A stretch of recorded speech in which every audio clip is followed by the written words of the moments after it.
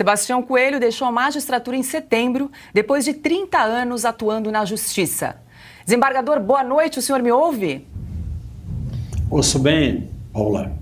Seja muito bem-vindo aqui ao programa Oeste Sem Filtro. O senhor está estreando aqui conosco nesse programa. Seja muito bem-vindo. Eu agradeço muito o convite, é uma honra participar do primeiro programa, rever você e Augusto, que estivemos juntos, também o Fiuza e a Ana Paula, que eu estou sempre aqui na plateia aprendendo. Desembargador, eu começo perguntando para o senhor, durante o seu discurso, o senhor comentou a respeito de alguns crimes que o ministro Alexandre de Moraes estaria cometendo. O senhor pode apontar alguns desses crimes? Sim, mas me permita, Paula, inicialmente, fazer uma pequena leitura de um livro que eu iniciei, que diz que tudo estava pronto para o início de uma era de harmonia e que destruir é sempre mais fácil e rápido.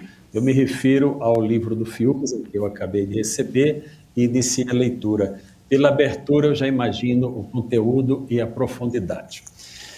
Pois bem, Paula, inicialmente nós temos que entender que nós não estamos tratando de um processo de normalidade.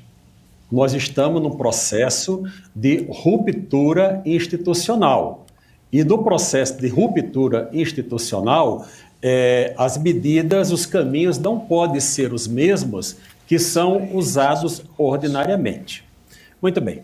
O ministro Alexandre de Moraes tem cometido várias arbitrariedades que estão na esfera de atuação do Senado Federal.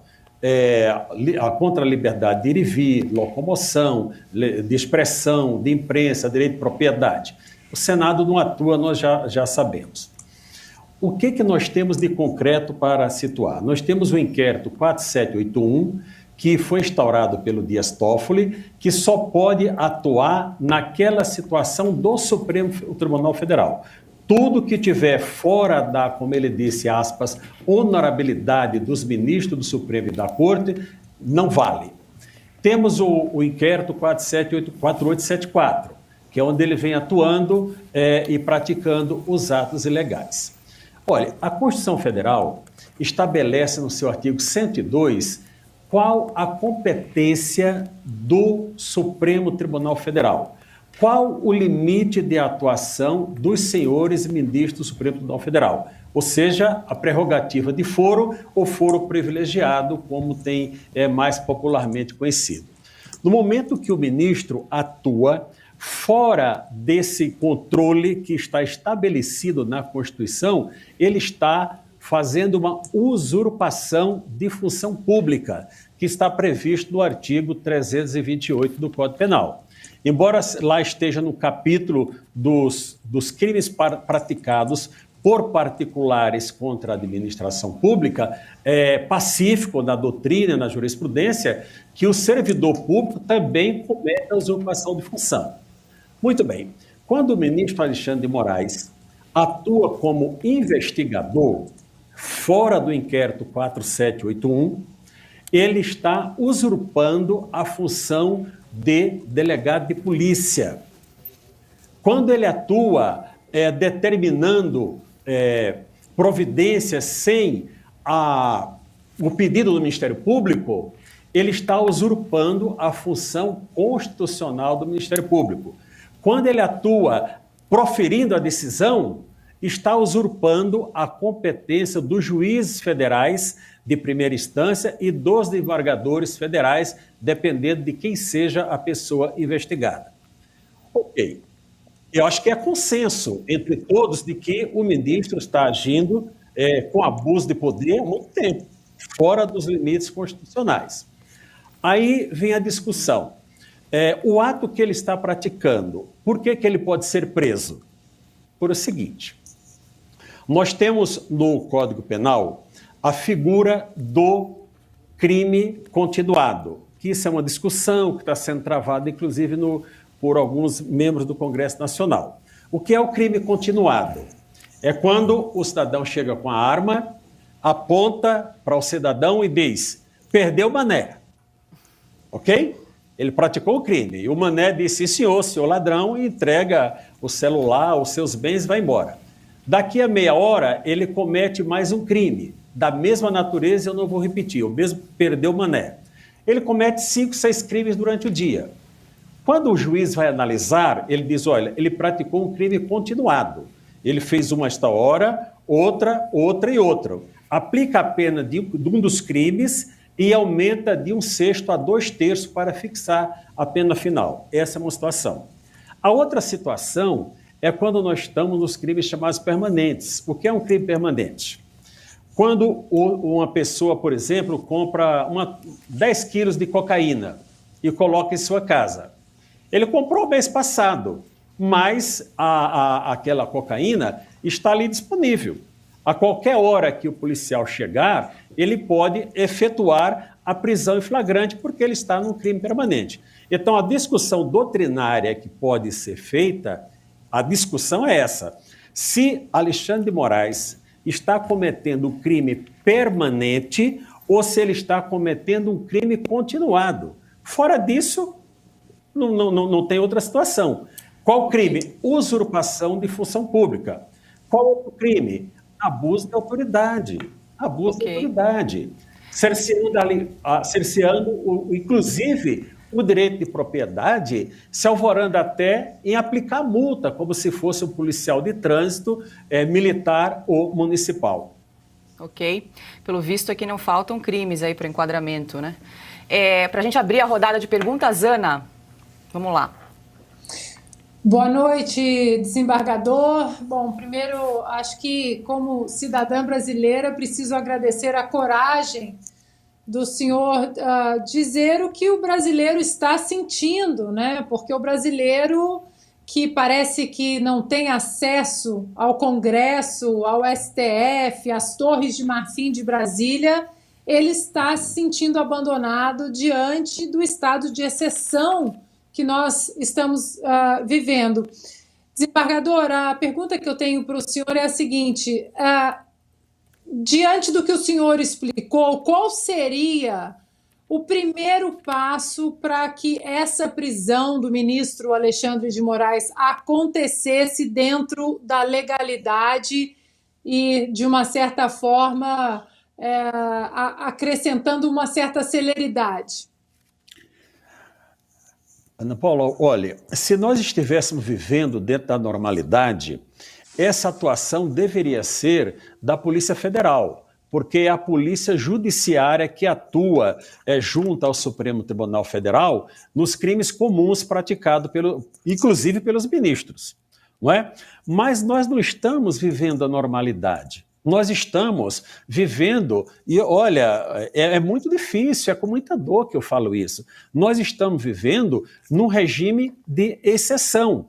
E o que é que diz a Constituição Federal em seu artigo 142? Está aqui muito bem, vocês já discutiram, debateram e tudo mais.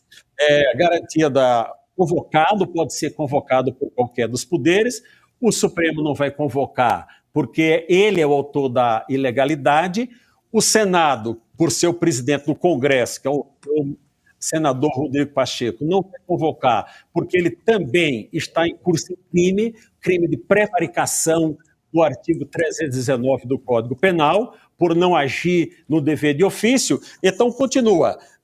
Pode ser convocado também pelo presidente da República para a garantia da lei e da ordem. Então, eu pergunto, qual é a desordem que nós precisamos mais para que o senhor Alexandre de Moraes seja parado? Qual é a desordem? Qual a lei mais ele precisa violar? Qual ato mais ele precisa praticar contra as liberdades? Olha, Ana Paula, nós que andamos aqui em Brasília, é um sentimento de tristeza e de revolta. Eu fui naquela manifestação, senti o pulsar da população. Hoje mesmo, Augusto, você vai lembrar, e Paula, quando eu falei que os ministros eram motivo de piada. Hoje mesmo eles foram motivo de piada nos grupos de juízes. Por quê? O ministro deu 24 horas para emendar a petição que foi apresentada pelo partido político, o PL. Pois bem, 24 horas. O Código de Processo Civil diz que quando a petição é defeituosa, você concede 15 dias para emendar. Mas veja qual hipótese.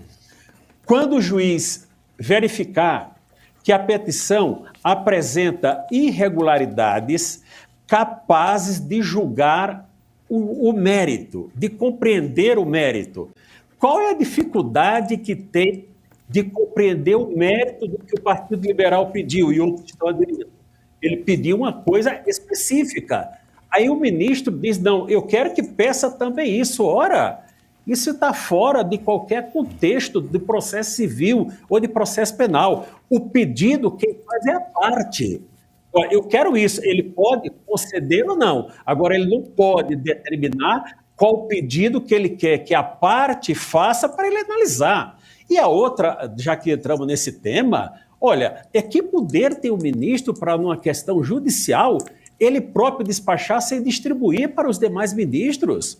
Isso fere o princípio da moralidade. Pelo amor de Deus, onde é que nós estamos?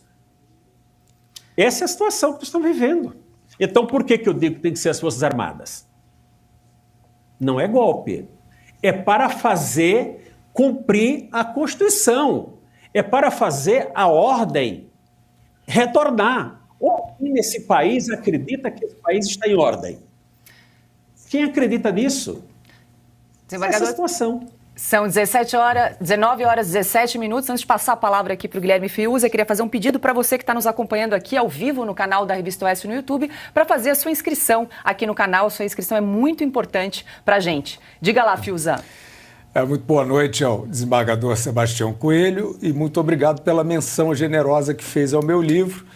E eu também quero retribuir parabenizando pela sua postura desde o momento da ocasião da posse do ministro Alexandre de Moraes na presidência do Tribunal Superior Eleitoral, que foi evidentemente um evento atípico, e eu entendi pela sua mensagem naquele momento que aquilo para o senhor já era o símbolo de um funcionamento defeituoso, então o senhor se afastava a partir daquele momento. A minha pergunta, desembargador, é a seguinte: o senhor diz então que vê os requisitos para a ação de uma GLO, né?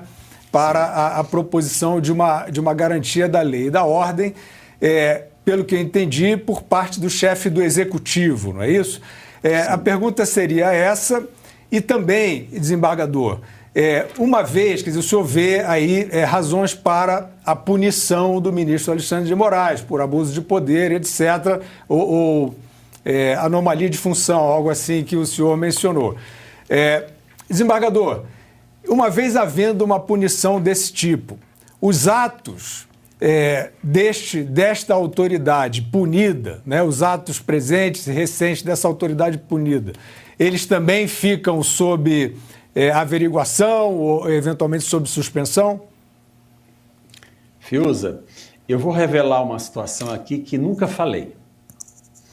Eu, como corregedor do Tribunal Eleitoral do Distrito Federal, eu estive numa reunião em São Paulo, salvo engano, nos dias 5 e 6 de maio deste ano de 2022, e que o personagem convidado era o senhor Alexandre de Moraes. Todas as intervenções que ele fez no Tribunal Regional Eleitoral, na presença dos 27 corregedores do país, o tom de conversa dele era o mesmo que ele sempre adotou, inclusive no discurso. Qual seja, quem atentar contra o sistema eleitoral, nós vamos agir com rigor. Quem atentar contra as urnas eletrônicas, nós vamos agir com rigor. Eu tenho 26 testemunhas, mais os servidores que estavam lá. Então, naquela hora, eu vou te dizer mais, muitas pessoas, colegas, tirando foto com Alexandre de Moraes, disse, eu não vou tirar, eu até brinquei com o colega, eu não vou tirar foto com esse cidadão.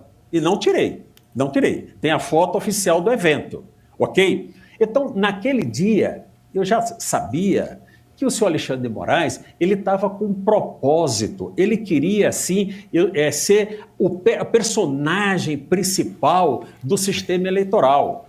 Os tribunais regionais, hoje, são meros carimbadores, não passam de cartórios, com todo respeito, para cumprir as determinações do Tribunal Superior Eleitoral. Mas nós temos que cumprir as determinações legais. Voltando à sua pergunta, os atos que ele está praticando, não precisa sequer ele ser preso ou afastado da função para que eles não tenham validade. Você sabe onde não entrará qualquer validade dos atos deles? Na caneta do Procurador-Geral da República e dos promotores e procuradores da República, que vão dizer: Vossa Excelência praticou ato usurpando a minha função e eu não vou apresentar denúncia com base nessa prova que o senhor colheu de forma ilegal. Por que ele não mandou o inquérito daquele abuso que ele praticou contra os empresários? Vou citar o nome do Hang, que é o que está mais em evidência, para a primeira instância, como foi pedido. Porque, prezados, era só chegar na primeira instância, o procurador da República iria olhar e dizer: mas, pelo amor de Deus, onde é que está crime contra a ordem democrática de alguém dizer: olha, eu prefiro o regime tal, ou dar um joinha? Evidentemente que isso daí teria um pedido de arquivamento imediato. Por que ele não faz? Para manter as pessoas sob ameaça. Olha, agora mesmo, eu não vou mostrar porque não convém, mas um colega e um amigo, que é do Tribunal Eleitoral, me mandaram mensagem: desembargador Sebastião e colega, cuidado com o que você vai falar, esse homem ele perdeu o senso do que é normal, ele pode mandar te prender. Digo: olha, nós estamos todos sujeitos a isso. E vou dizer mais, ontem eu conversei com um amigo, desembargador aposentado, e ele trocou essa situação. Sebastião, ele não pode mandar te prender? Pode. Ele pode, já mandou prender um deputado federal que tem imunidade e a Câmara dos Deputados, com todo respeito, se acovardou e se curvou, então ele também pode me mandar me prender. Eu estou preparado, tem cafezinho quente todas as 6 da manhã para a Polícia Federal chegar. Agora tem um detalhe: se ele me prender, não haverá tornozeleira eletrônica, exatamente eletrônica, não haverá assinatura de termos de compromisso, de comparecimento, não haverá nada. Se ele me prender, eu ficarei preso por quanto tempo for necessário para ele botar o processo na mão do Ministério Público. E o Ministério Público dizer é isso ou é aquilo. E eu quero ver o que acontecerá na população. Se ele tiver coragem de prender um desembargador que passou mais de 30 anos na Justiça, vendo aplicando a lei, e nos últimos anos a lei penal, por conta de uma opinião e uma crítica. E aqui, olha, o artigo 359, letra T do Código Penal, ele diz claramente, vou ler um trechozinho: não constitui crime previsto nesse título a manifestação de crítica aos poderes constitucionais, nem a atividade jornalística ou a reivindicação, e continua. Então, o próprio Congresso diz que não é crime você emitir opinião. Eu posso ter a opinião que eu quiser sobre o ministro, e sobre a avaliação jurídica, eu, como jurista, eu posso fazer a avaliação que eu achar necessária. Então, onde é que está o nosso parlamento? Como vocês citaram aí, tem um deputado federal, Marcelo Von Hart, e o senador Girão, e também o senador Lisier Martins, vamos fazer justiça, que estão tentando, com afinco, ver se alguma providência é tomada. O que é que o Senado vai fazer? Desembargador, agora a gente tem a última pergunta de Augusto Nunes. Desembargador, boa noite. Também quero parabenizar o senhor pelo espetáculo aí da coragem solitária, aparentemente solitária, o senhor está representando muita gente, e perguntar o seguinte... Aparentemente. Aparentemente. Não há limites para a fixação de uma multa? Eu estou muito impressionado com esse negócio de 100 mil por hora. Nada regula isso? Como é que é a aplicação de multas? Quem decide assim? Olha, essas multas, elas serão multas inexequíveis. Isso aí são multas só para ameaçar. Olha, ele aplicou uma multa de 100 mil reais por hora para o caminhoneiro. Ele vai tomar o pão de cada dia do caminhoneiro ou do agropecuarista? Pelo amor de Deus, isso aí, gente, não acreditem nisso. Isso é só intimidação. Não tem qualquer parâmetro. A multa só pode ser aplicada dentro de um processo legal, onde o juiz diz, olha, eu te condeno a tanto e aplico a pena de multa de tanto do processo civil quanto do processo penal. Veja, isso daí, ele está agindo. Povo brasileiro, Alexandre de Moraes age fora da Constituição, fora das leis. Isso não terá sustentação, o processo eleitoral já acabou. O que ele tem que dar é a resposta que a sociedade está buscando, que está nas mãos deles. Agora, o que vai fazer?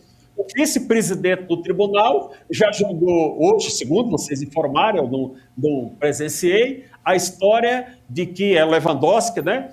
De que, olha, se anular o primeiro turno, tem que anular o primeiro, simplesmente para criar confusão. Quem é Lewandowski?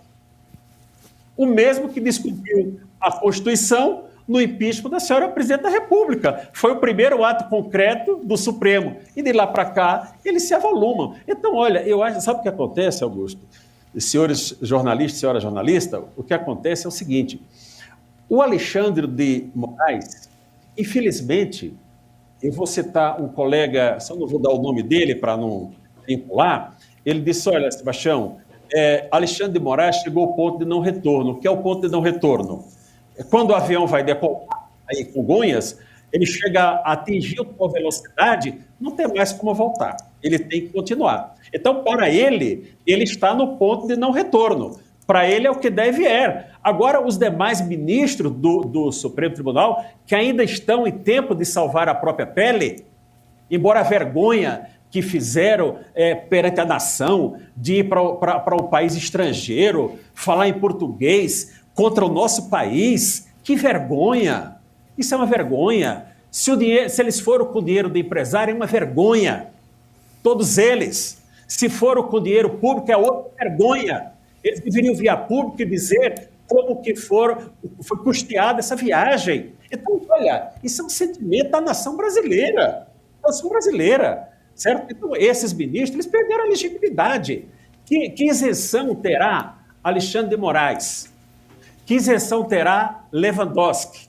Que isenção terá Carmen Lúcia, que estão no TSE, para julgar esse pedido que foi feito? Eles já estão consertados. E junto a eles já está o ministro do STJ, que está jogando tudo certinho lá com eles, o Benedito Gonçalves. Tá? Então é isso, essa é a realidade. Nós temos que dar os nomes e mostrar a nossa indignação para a nação brasileira.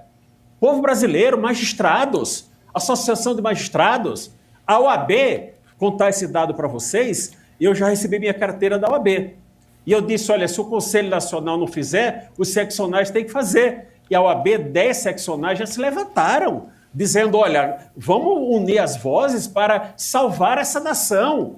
Ou nós queremos um confronto entre irmãos, entre nacionais, queremos derramamento de sangue para depois vir agir no caos, ou vamos agir preventivamente para evitar o caos? É isso. Desembargador, eu falei que era a última pergunta do Augusto, mas a Ana quer fazer a última pergunta. Antes de passar a palavra para ela, eu só gostaria de divulgar aqui uma informação que saiu agora há pouco, que um grupo de senadores apresentou hoje um novo pedido de impeachment contra o ministro Luiz Roberto Barroso, do STF. O motivo do pedido é um suposto conflito de interesses. Os senadores alegam que o ministro rompeu sua imparcialidade ao participar de jantar privado com Cristiano Zanin, advogado de Lula e integrante do governo de transição, que ocorreu semana passada em Nova York. Diga lá, Ana. Desembargador, nós estamos testemunhando que parlamentares sérios, né, como o senador Girão, o Lazier Martins, como o senhor disse, eles tentam pelas vias legais e constitucionais frear esse estado de exceção e essa baita insegurança jurídica que estamos vivendo. O senhor mencionou o ponto de não retorno do Alexandre de Moraes. Augusto perguntou ao senhor sobre essas multas que vêm da cabeça dele, 100 mil aqui, decisões também completamente fora do escopo legal. ele agindo completamente fora da lei e fora da Constituição. Minha pergunta, desembargador, o que aconteceria se as forças policiais, por exemplo, elas se negassem a cumprir decisões ilegais e inconstitucionais proferidas por esses ministros? Desembargador, absolutamente vou pedir só para o senhor ser breve aqui, que a gente está estourando o tempo. Vamos lá. Ok, absolutamente nada. Ordem legal não se cumpre. Essa convocação hoje dos comandantes das PMs é mais uma, usurpando as competências dos governadores. Pronto. Bom, obrigada pela participação do senhor. Até uma próxima. Foi uma honra, Paula. Muito obrigado. Viu?